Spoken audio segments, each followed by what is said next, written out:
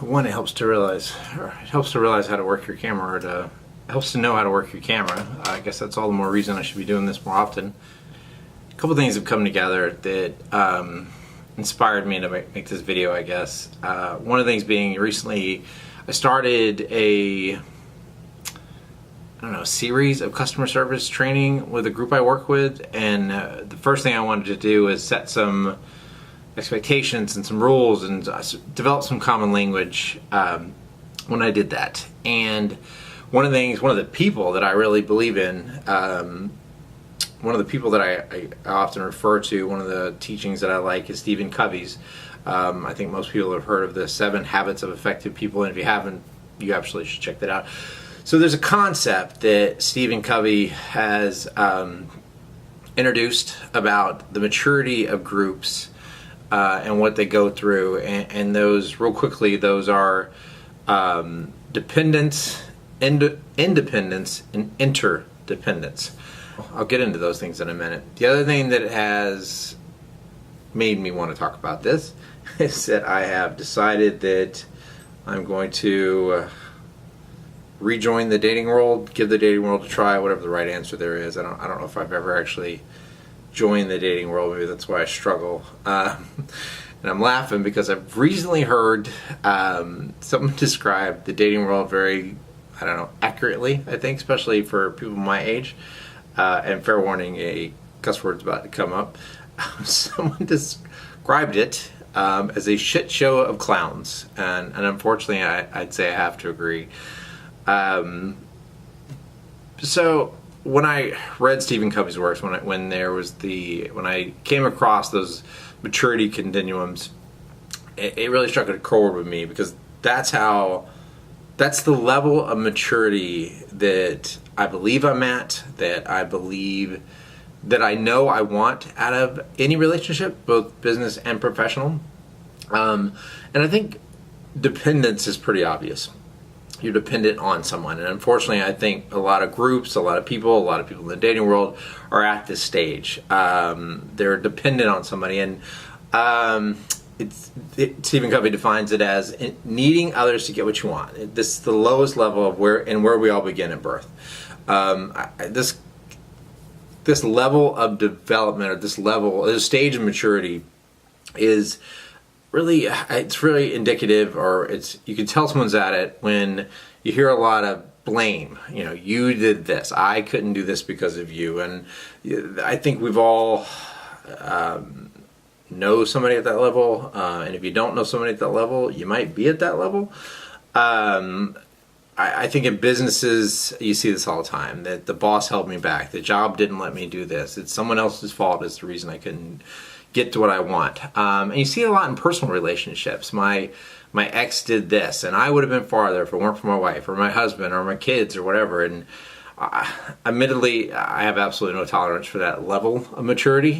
In the business world, I'm paid to deal with it, so I have to tolerate it. But in my personal life, I just don't get it. I have no tolerance for it.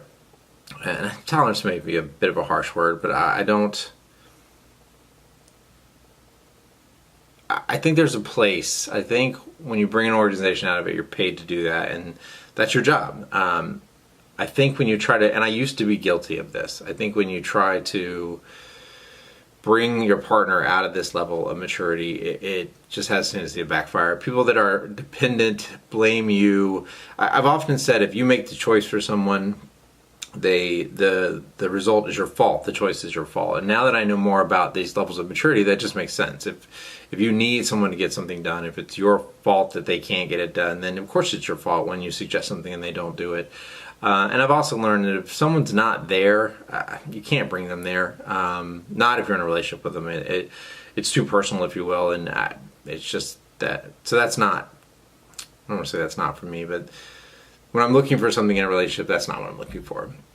The other thing that jumps out at me is our society is so huge on independence, as if that is the pinnacle, the goal for people to be. You're not you're not correct. You're not there if you're not independent. If you don't need anybody. If you can survive on your own. You know, I told somebody that I was dating one time after we struggled for a long time, and not saying I have it figured out by any stretch of the imagination, but I understand now what our issue was, and they were extremely independent. And I know a lot of you are thinking, a lot of you, if a lot of you are watching this, I know somebody's thinking that what's wrong with being independent? She should be independent. Good for her. You know, she doesn't need anybody, blah, blah, blah. But I remember telling that person in one of our last fights that if you demand to be left alone, eventually you're going to be left alone. Like, if you don't need anybody, then you're going to eventually get there. And again, if that's for you, if that's what you want out of life, if independence is as high up on that ladder as you want to climb, kudos for you. But again, that's not what I'm looking for. You know, Stephen Covey defines independence as relying upon oneself to get what you need, what you want and what you need. You can pretty much make it on your own. We have our thoughts and we think creatively and analytically. We express our thoughts in ways others can understand. Independence is not supreme. It says independent people who do not have the maturity to think, it says to think and act interdependently may be good individual producers, but they won't be good leaders or team players. That's by Stephen Covey. You know, and that sentence strikes a nerve in me. A relationship, a couple, is a team. And if you're so bent on being independent, then, and if that's where you stop, then you can't be a team player. A team won't survive with a lot of independent people on it. It's important to note too, and I think everybody struggles with this, or at least when I have these conversations, people struggle with this. You know, it's a spectrum of maturity. It's levels of maturity. You start off as dependent, you get independent, and you go to interdependence. And I don't think that necessarily means that you can't be independent anymore. And this just occurred to me. It's kind of like when you're jogging, exercise, running. You know, when you first start off, you can't run at all. And then at some point you can run a 5K, and then at some point you can run a marathon. Just because you can now run a marathon doesn't mean you can't run a 5K anymore. That if you had to, you couldn't walk, that you couldn't, but you understand you have the ability to do more. So interdependent is relying upon cooperations with others to get what you want and help others to get what they want. Independent is more mature. Being interdependent, you are more self-reliant, capable, but also understand that working together can accomplish more than can be accomplished by yourself.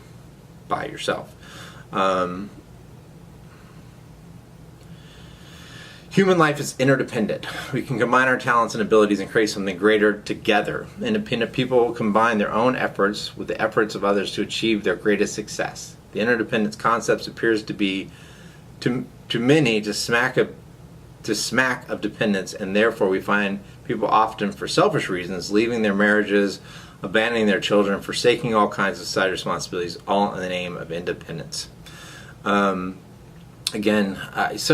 You know, a little bit of this is to answer some of those questions. What are you looking for in a relationship? I'm looking for interdependence. Someone once told me that, you know, they said something about you don't, how did they word it? You don't have to need someone, and I told them I don't have to need someone. I want to need someone. And again, that does not mean that I abandon all independence. You know, I want someone to be, I want to be interdependent. I want to be on a team. I want more from life than what I can do on my own. I don't know if this makes sense. I had this much more eloquent